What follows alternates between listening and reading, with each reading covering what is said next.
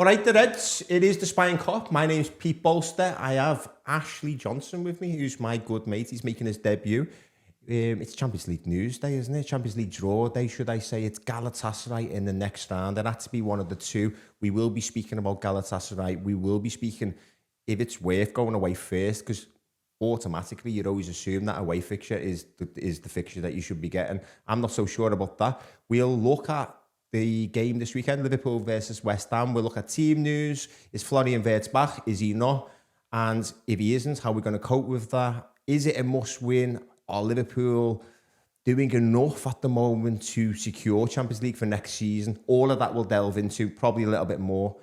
And that's where we'll start. Ash, we'll start with the Champions League, because it is the moment that we've been waiting for, really, because you want to see that pathway into the latter rounds. It's been a bit of a mad couple of weeks, because I've been looking at it thinking, Jesus Christ, thank God we're not involved with that madness. And in that first week, you're seeing Galatasaray smash Juventus 5-2. You're seeing a 3-3 draw of Atleti.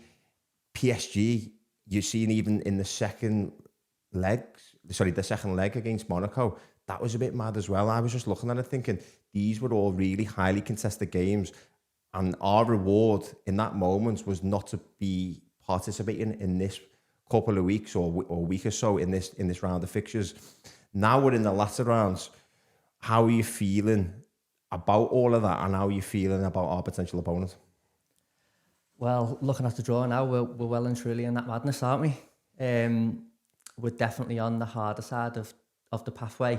Obviously, we'll probably go on to talk about it. Our opponents, Galatasaray, really difficult tie. But then, if we get them out the way, potentially Chelsea, PSG, and then going into the quarters, Atlanta, Real Madrid, Bayern Munich or Man City.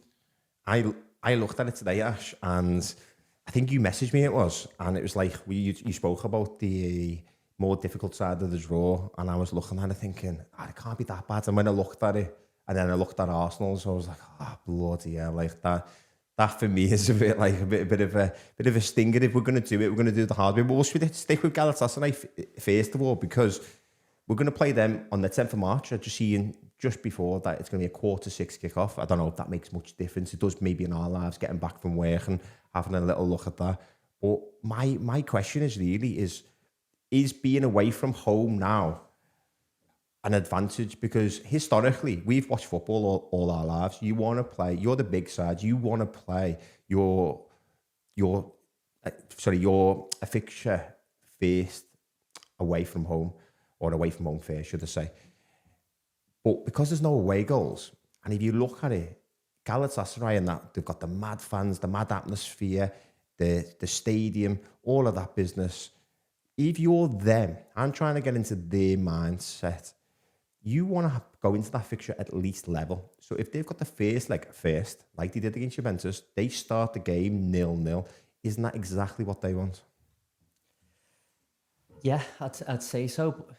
In terms of whether it's an advantage for us, like you said, the away real goal now doesn't really matter going forward, because essentially if you come back to Anfield and the game's level, or we're in a little deficit, the Anfield factor's there to try and make that opportunity to get into the quarterfinals a bit more better. But for Galatasaray, if they can get a big lead from us, then coming back to Anfield, it just makes that task a bit more harder for us.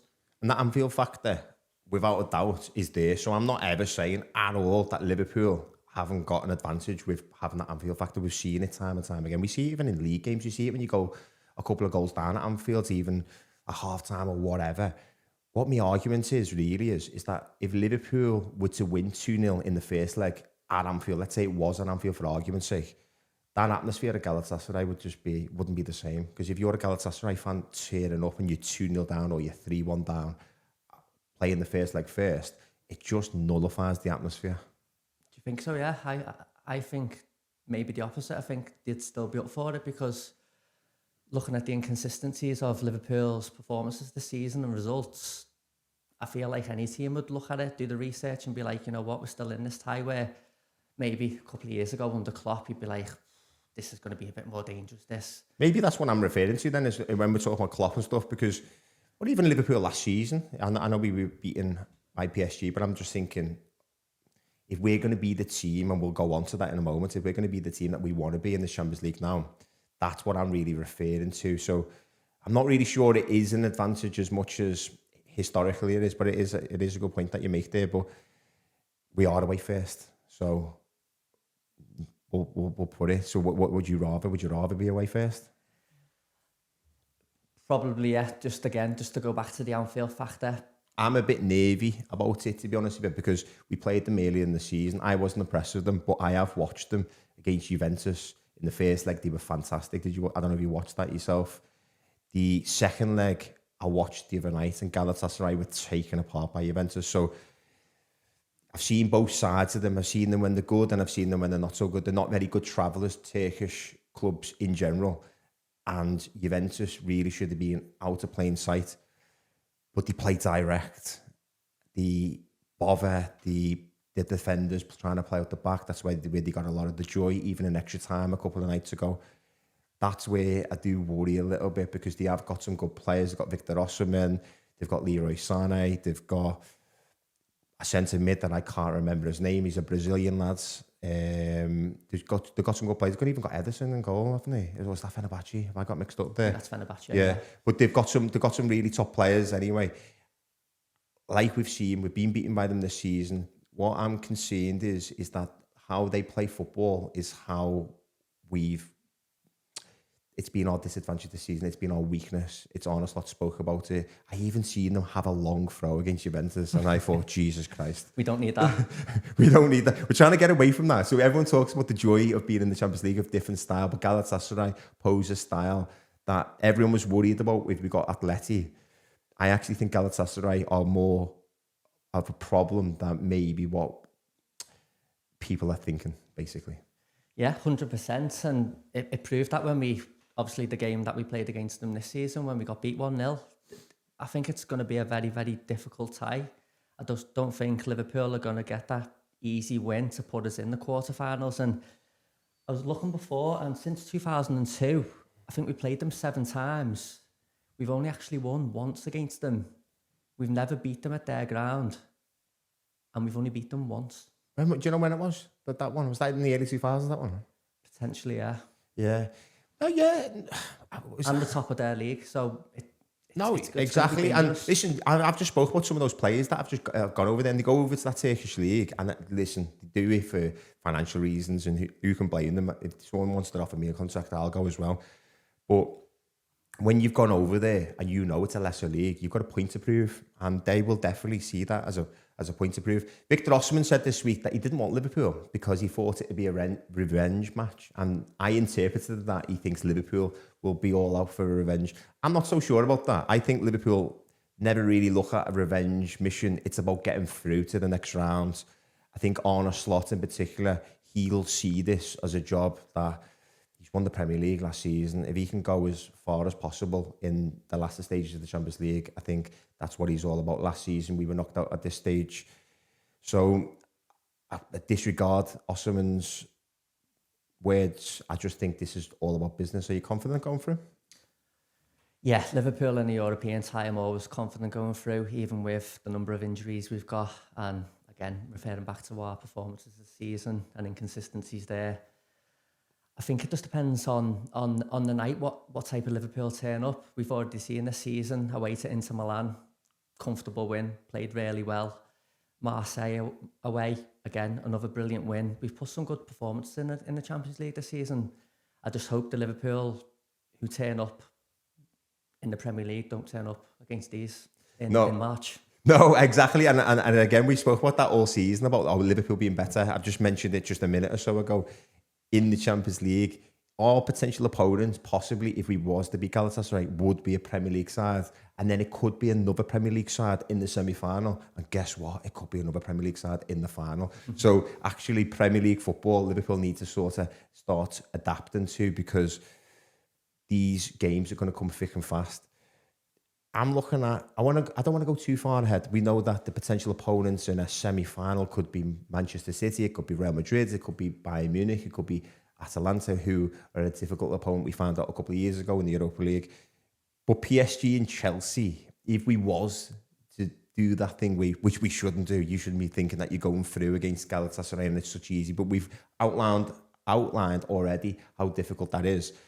PSG, Chelsea, who would you fancy in that tie? Who do you think Liverpool would be more capable of beating? Are you impressed with PSG as much this season? Because they seem to have tailored off a little bit since last season, and then they got beat by Chelsea, didn't they, in their World Club Cup in the summer? Or is it just about, well, actually, this is where they come alive last season?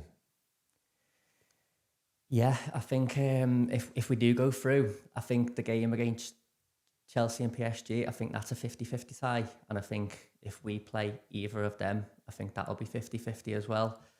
From a personal point of view, I always like playing European teams in the Champions League. So having Chelsea, they're not, I don't think they're showing much improvement under Rossini. So I think I prefer to play them in terms of us progressing, but in terms of an actual tie, I'd much prefer to watch Liverpool versus PSG. Yeah, I think I agree with that as well. I think as well, like, that's always come up in finals as well, hasn't it? And we've got a long way to get to a final here, but you always want to play European giants. I think the idea of playing PSG or a Bayern Munich or a Real Madrid and stuff is much more attractive. I do think Chelsea are a bit of a weird side, though. I wouldn't rule them out against PSG. I think Liam Rossini, like you've just said there, he's a manager that, as he really progressed, do Chelsea look much different? I'm not so sure. Like, I agree with you. Still work in progress for them now, so they could literally switch it on like that and be like... And they just do it in the most strangest moments, don't they? Yeah, definitely.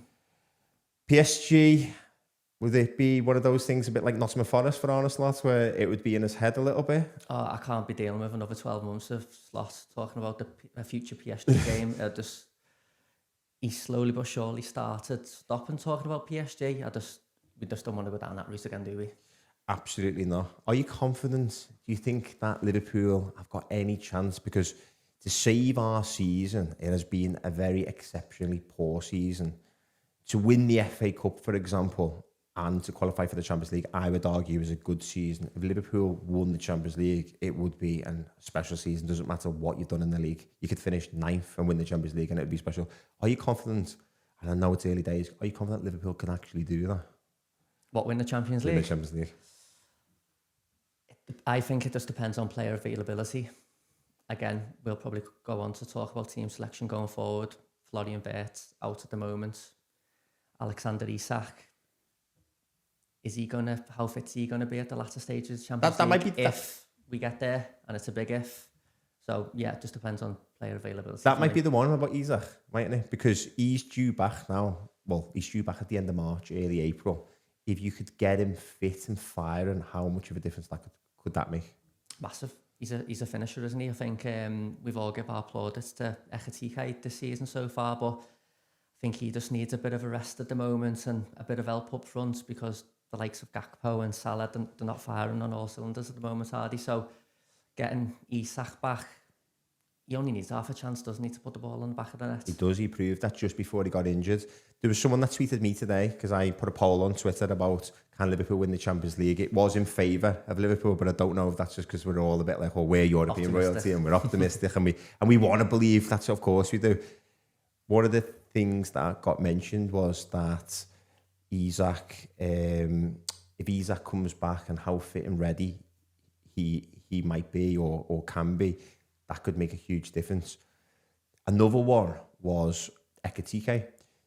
One person said to me that Ekitike could literally fire Liverpool to a Champions League win. I don't think that's true. I think it's more the case that if he's got men around him, that Liverpool can play with a front three, because I think a front three is essential to win the Champions League. I just don't see it. The Inter Milan that you referenced before, that was fantastic as a one-off game, but I don't think Liverpool can go all the way just relying on being tight and nicking one. I think Liverpool do need to show some attacking prowess.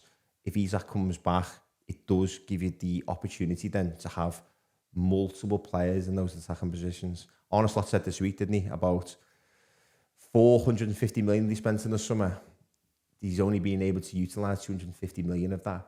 If he can get that 125 million pound player back, that would completely change everything and possible big run in the Champions League. 100%, and correct me if I'm wrong, but one of them games where we were dominant in the Champions League this season, what you've just referred to, Inter Milan, Isak played that game, didn't he? I think he did. Yeah, Isak was up front with Ekitike. I'm not sure if Gakpo played or Mo Salah was definitely not playing, and we were brilliant. So getting them, it was Isak, yeah, because it was more of a 4-4-2, wasn't it? If you remember, yeah. Yeah. So getting them two back in the same team, that can only help Ekitike. What I want to know is how confident you are. I want to know if you can put it in the comments. Let us know if you actually think Liverpool can win the Champions League, or are we just a bit delusional? Are we just a bit hopeful? Right now it's Galatasaray, so I think Liverpool can progress to the quarterfinals. Once you're in the last 8, pretty much anything can happen. Well, last week, Ash, we got a last-minute winner. It was mad, and then it got disallowed, and then we got another last-minute winner, and then it got disallowed, and then somehow it was overturned, and we got all 3 points. It was far from convincing. Very much like that big, long, unbeaten run stretch. I think it's only 2 defeats in 20 now. I think it was 19 when Arne Slot referenced it in his press conference last week. How are you feeling now the dust has settled from the weekend? Because regardless of how we got there, we did get the win. Of course, and that matters, doesn't it? But I wasn't happy with the performance last week. We had, I know you touched upon it in previous shows, but we had that week to prepare for it. Nottingham Forest were away at Fenerbahce, and they were miles the better side in the first half. We just didn't come out the blocks firing, and it was a bit disappointing, really. But I don't think this is new to Liverpool. I think in the past, even under Jurgen Klopp, we've looked better when we've played every couple of games, but when we've had that week's break, even when we've had like all the players available to us, international break, it seems to be like a Liverpool thing where after a week, we can't just get our rhythm going straight away, and we're always on the upper hand. We spoke about this a lot, haven't we, over the last few years when we talked about Jurgen Klopp, and he used to take them away to Tenerife or it was Dubai or whatever, and then they draw the next game and you're like, I think, do you know what that is? I think defensively you can cope, but you need a rhythm to be able to attack properly and not have that like connectivity. It wasn't a good result at all, and we've had another week break now. We go into the fixture against West Ham. West Ham are on 25 points. If they're going to stay up, their next 4 games are really crucial to that. So they've got us away, they've got Fulham away, who are mid-table and a bit of an odd side. I think at any moment Fulham can beat anyone, really. They're a bit of, like I said, they're a bit of a mad side. And then they've got Manchester City at home. City go away to West Ham and tear them apart all the time. So I can't see much hope for them there. And then they have Aston Villa away. What I'm trying to get at here is that there is no way in here if West Ham are looking at Liverpool and saying, this can be a free hit. You referenced before that if anyone done the homework, well, West Ham are in the same bloody Premier League as us.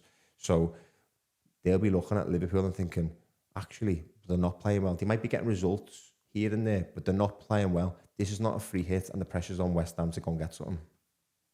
100%. Like you've just referred to, then they'll be looking at our performance this season and thinking this could be a game where we're actually confident in picking up the 3 points. They've got a couple of, did they say Fulham away and Villa away? Fulham away after us. I think it's on a Wednesday night that as well. They have City at home and then they have Villa away. So they're 2 tough away fixtures regardless, aren't they? Man City at home. So West Ham might be looking at this fixture thinking we potentially could try and execute our plan perfectly.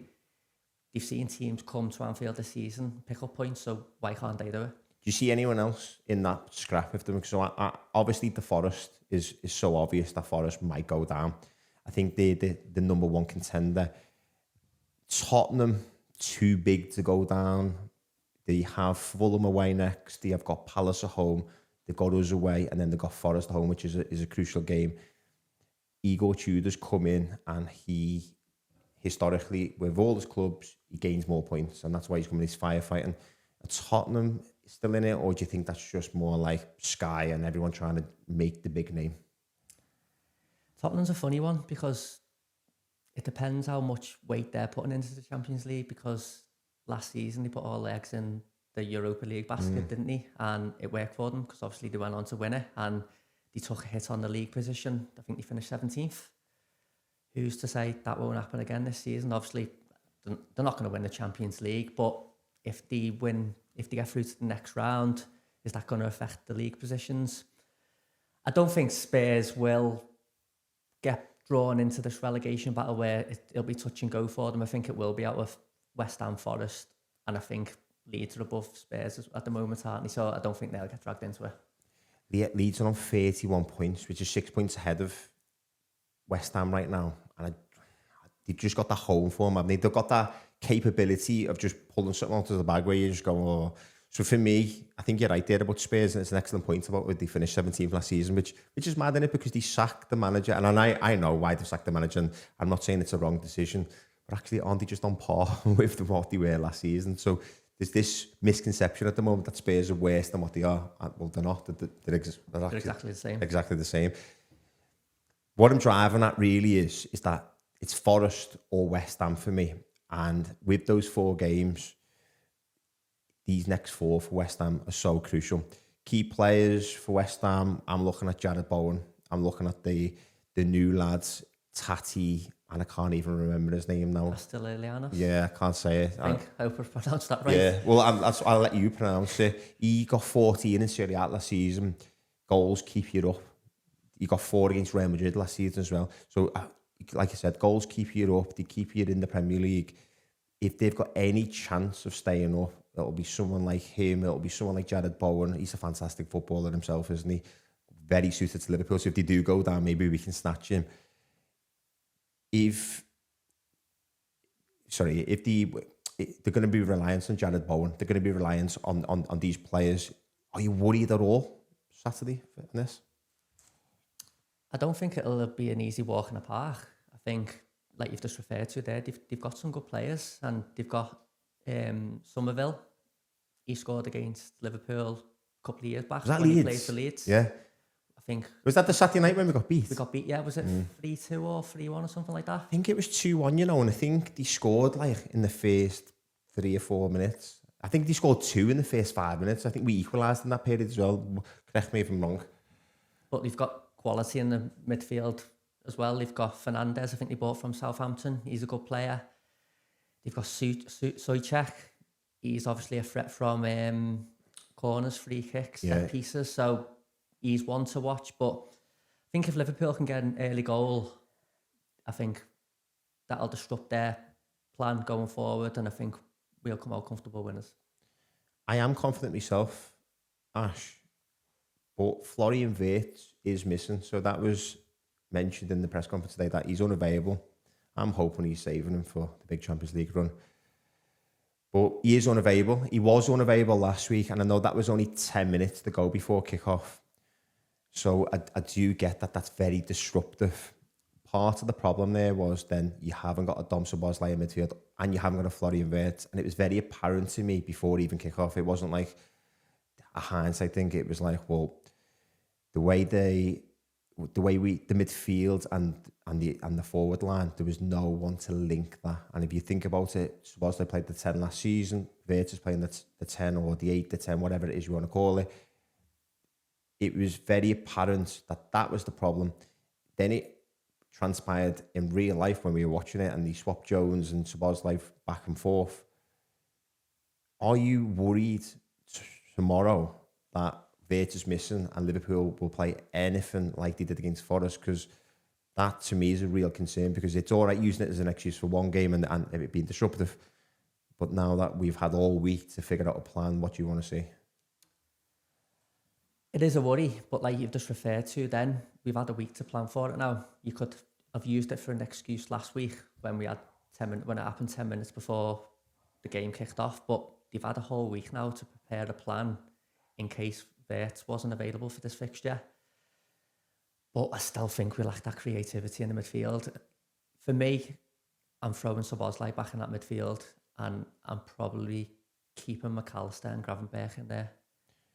Keeping them. Frimpong's back as well. So I don't know if they're going to throw him directly in. Liverpool have been without a right back pretty much all season. We've had chop and change of everything. You'd argue Dom Szoboszlai is the best right back at the club, wouldn't you? Because the other two haven't been seen that much. But when we have seen glimpses of Frimpong, he has been exciting. He has injected that pace. He's probably the quickest player I've ever seen play for Liverpool, and I'd love to see if anyone could find that out. But I'm pretty sure if I had a race to him to the shop, he'd probably win. Do you know what I mean? That's how quick he is. If he plays, will that help Liverpool's style of play? Would it make you more excited to be in Anfield, first of all, when you're watching him? Because for me, I'm like, at least we're attacking differently. I know that he was playing more forward when Salah was missing, so we anticipate that he would play that right back position. Stylistically, how much of an effect do you think he can have on the game and moving on for the rest of the season? Massive effect. But when he came in just before he got injured, I thought he was brilliant. I thought he was one of our better players. And I think just having him in the side at the moment will just help Mo Salah out. I think it'll create more space for Salah. And it provides you something different at right back, doesn't it? I think every one of our right backs, I feel like they're all completely different types of players. Joe Gomez is more of a defensive right back. You've got Frimpong who's attacking, and then in a weird way, I think Szoboszlai's like more of like a James Milner when he played left back. I think he's a great right back when we need him, but he's always like a 7 out of 10. Mm-hmm. He's not brilliant going forward as like a natural right back would do. He can obviously defend, but there's still parts of his game where if you had that natural right back in there, you'd get a bit more out of him defensively. So yeah, if we can get Frimpong back match fit, he's the right back for me going forward. They don't sense danger, do they? So when you're not a natural defender, I think that's what you're getting at. Yeah. So I was like I think there was a couple of months ago, there was clear signs when the opposition were picking out passes, and he was like, that just a half a second where you're like, oh, that for me is critical to have a proper right back. I don't know if Frimpong's is the proper defensive one that you want as well. I know that you want him going the other way. You've just referenced that with Joe Gomez. We will talk about the team. Alisson, we're going to assume starts. Frimpong, although he has been injured, would you throw him straight in, or would you go with Gomez? Or I'm going with Gomez for this game. Gomez, yeah. I think Szoboszlai's definitely going back in the midfield. So I think Gomez is a weird one. I love Joe Gomez, but I feel like when he's fit, you've got to play him because he can get injured at any moment in time. So he might play for the game, but then he might pick an injury up in training where he's out for the next couple of weeks. So if Joe Gomez is fit, he starts for me. You've got to play him. Liverpool have 3 games in 6 days. So the first one obviously is tomorrow. It's West Ham. We have Wolves with a double header on Tuesday and then Friday. Is any of that playing into this? And also, because we play Wolves twice, are they the moments we rotate? So then they might get Robertson once, they might get Kirkes another time. Does that factor into tomorrow, or is it just play the lads, win the game against West Ham because the Champions League qualification is too crucial? Yeah, that's the priority, isn't it? So I'm just going with the stronger side that you've got tomorrow, and then in the cup games, that's when you're using the rotation to get the lads who haven't been playing more recently back match fit, ready to make an impact for the Premier League games and Champions League. So Konate, Van Dijk, and then are you going with Kirkes or Robertson? Going with Kirkes. Your midfield, you said before. Do you want to just say that again? So it's going to be Gravenberch, Szoboszlai and McAllister. So no Curtis Jones. No. I don't think he's done enough, has he, recently? No, and I don't think he's, at the moment, he's not providing that creativity, is he? Like, fair back to before, Salah, Gakpo, Ekitike, they're not really at it at the moment. So McAllister popped up with 2 chances against Nottingham Forest, so he's actually getting in the box quite often the past couple of games. So I'm going with that midfield for you. There's a lot of character from McAllister as well. So I thought he was extremely poor in that fixture, but he doesn't stop going. Yeah. Honestly, made a little tweak at that point as well, so we've made him the more advanced at the midfield. Maybe we might see that. Maybe, but I'm always surprised that Ash is actually Liverpool played away to Wolves a couple of years ago under Jurgen Klopp, and McAllister came back from international break and he was proper flagging where he looked like he needed an oxygen tank. Yeah. He was hooked at half time, and Dom Szoboszlai went into more of a number 8 position rather than the number 10, and then sort of played the number 6 as well. So he was added that security. Liverpool go on to win the game. I think they only win that game because of Dom Szoboszlai. But he looks like a player that, although we've mentioned that he's played right back, he wants to be free. He wants to just run everywhere, a bit like the lazy narrative of Steven Gerrard. He wants to run everywhere. He wants to attack. He wants to do this. He wants to do that. And he doesn't like that where he's got the shackles on him a little bit. But would it suit Liverpool right now, actually, to say, do you know what? We've got Ryan Gravenberch, and it might be good to put Dom a little bit further back and actually have him in a fixed position, because then that would have the platform then for the Florian Wirtz to come back in. But even McAllister, because we just mentioned McAllister played a bit more advanced. He got a couple of goals. Obviously, only one counted. But would that not be sensible? Yeah, it would. I think just going back to McAllister, didn't he play the number 10 for Brighton? Yeah. And he was brilliant for them in that position. So he's well capable of doing that job. Just going back to Szoboszlai, I think he just likes that free role, because I think he's always wanting, a bit similar to Stevie G, he just wants to make that impact and win games, doesn't he, for Liverpool, and get us them 3 points. That's the only reason that I can think of. But like, he just doesn't want to play there. And I'm sure he doesn't want to play right back as well. But I just think he mustn't want to play there. With McAllister, he did play the number 10 for Brighton, like you just mentioned. Playing for Brighton as number 10 and playing for Liverpool as number 10 is night and day. The same as when Ronaldo was number 10 for Newcastle and he come to Liverpool and he was the left 8, wasn't he? So I'm not saying McAllister should be Liverpool's number 10. I'm saying right now in this fixture, is it something that we should be thinking about? And more realistically, moving forward, if you're going to free midfield, which is how Liverpool play, and you've got Florian Wirtz in there, I just want that added security of Szoboszlai and Gravenberch. But maybe they both run. I don't know. Maybe he wants McAllister to sit a little bit more, but it's where he gets caught in transition is the problem for me. Up front, are you doing anything different?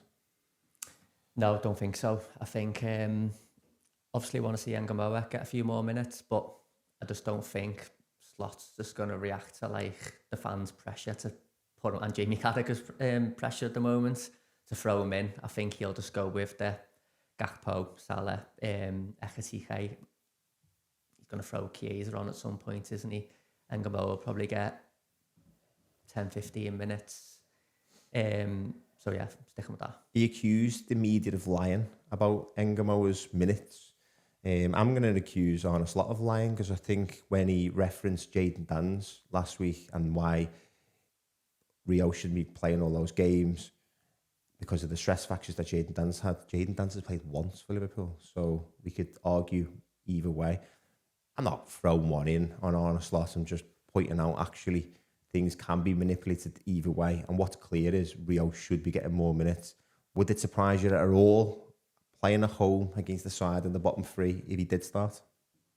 Not at all. I think he's shown that he's good enough. So it's not that if he throws him in, I think he'll have the manager's trust. But I just don't see Slot doing it at the moment. Just don't think he's ready to do that. Michael Owen made his debut away to Wimbledon in, I think it was the May, a couple of games to go of the season before he made it. Basically, I think it was the 97-98 season. It was his debut season, but just at the tail end of the 96-97 season, he come on, he made an impact. I think we lost the game 5-2. I always remember thinking 5-2 against Wimbledon, but I'm pretty sure, and again, I haven't looked this up, so if someone wants to look it up or you remember it and you want to tell me, that's great. I'm pretty sure we had 2 goals disallowed, and it was just a bit of I think it probably ended our title challenge that season. Maybe we were already out of it. I can't remember. I was just a kid. But he did come on. He made an impact. He started the next season, and I think he scored on the first game of the season. Is it now time, though? So I know you give your opinion about what Arne Slot is probably going to do. Is it time, though, that we look at Rio and we go, he's a serious footballer? Is this the tail end of the season where actually we're looking at him thinking, you can do a bit of business here, you can get some minutes in, you can learn on the job, and then next season is going to be a big season? Or do you think he's way off that? I don't think he's way off that at all. I think the latter ends of last season, I thought we were seeing glimpses of his quality. So this season, I thought he was going to kick on even more, play a few more minutes than what he is doing at the moment. So From a personal point of view, I just don't understand the lack of minutes. He's 17 now. He's maturing, training with the first team all the time. And he's playing football. It's not like we're asking him to do anything that he doesn't know how to do. He's a young lad growing into a man. He should be playing more football. We're acting like we've never seen a 17-year-old play football here. How many 17-year-olds are playing at the moment? We've got Yamal for Barcelona last season. We went their manager saying, let's protect him. He's only 17. There's a lad from Bayern Munich. Obviously, going back into the Premier League history, Wayne Rooney, Michael Owen. Rooney was 16 as well. James Milner. Look how many games he's got now. Yeah. And he started at 17. So it's not like his body's going to break down. If he looks after it properly, he can have a career like James Milner. I think you got to understand the word protection as well. So you can protect somebody and play them at the same time. Both can be true at the same time. Rio's comments again this week as well was that he was in the mix zone, and he said that basically he was worried about stagnation. And now I'm paraphrasing it a little bit, so before anyone comes at me, he was worried about stagnation, that he's actually not playing in the under-21s or the under-18s or whatever. So if he's not playing for the first team, sometimes it's good just to be able to play any game, and he's not playing any of them at all. So I think himself, he's a little bit frustrated. We've said then Salah's playing, we've got Ekitike, and then we're going to have Cody Gakpo. Are we going to see a little bit more joy for Cody Gakpo and Mo, do you think? Are you confident that we can turn it around? Are we confident that Mo can have a major impact from now to the rest of the season? The same with Cody Gakpo? You can never doubt the quality. They're obviously brilliant players, and I think if we are to have any success in the Champions League going forward, and obviously aiming to qualify for the Champions League via the league positions, I think essentially we're going to be relying on them three big players, aren't we, to get us the goals. So I'm not doubting the quality. I think it will come in spells, but no doubt in the quality, no. I think the team as well, for me personally, I'd go with the exact same team. I'd love to see Rio, and I know it'll be boring people, I'd love to see him just start a game, play the first 60 minutes, open them up, bring a bit of excitement to Anfield, and actually see what Liverpool are all about with wingers. That's what I'd love to see, but I do think you're right, Ash. Is it a must-win? 100%. Are we going to win? Yeah. Convincing or not convincing? If you put me on a spot for a score prediction, now I'm going to go for a 2-1. But we've referred back to West Ham before and how much the fixture means for them. It's massive for us. I think our next four fixtures, they're not easy, and we've got to pick up points as and when we play teams. And I think, again, going back to the Champions League, I think the middle of May going into May, our fixtures would be disastrous in terms of the amount of games we've got to play if we do proceed to the Champions League semi-finals and the FA Cup semi-finals. I was looking before, and from like the middle of May, we've got Everton, we'll have Man United, we'll have a FA Cup semi-final. Hopefully. Yeah. We'll hopefully have two Champions League semi-finals. You don't come bigger than that. You talked about squad depth before as well, and we need the Isak back. We need Frimpong to stay fit. I think Liverpool have only got about 14 players, and for 14 players to do what they need to do in those situations, it's going to be a big ask, isn't it? So to get the points on the board, you've just made West Ham even bigger now. For me, I feel a bit nervous going into tomorrow. It's a must win. I agree. I think Liverpool will win. I'm going to go with a clean sheet. I think Liverpool will win 2-0. It has been Pete Bolster. It has been Ashley Johnson. We are now on Patreon. I can actually say that convincingly because I've seen it with my own eyes today. So if you can sign up to that and be a member of that or whatever it is, I'm not entirely sure how it all works.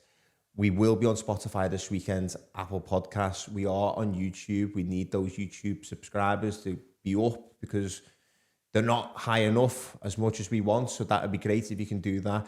I want you to tell your mates if you like it. And if you don't like it, don't tell your mates because that's not good for business. But let's have it tomorrow. Up the Reds, 2-0, did I say? 2-0? We're going with 2-0. We're sticking with 2-0. Up the Reds.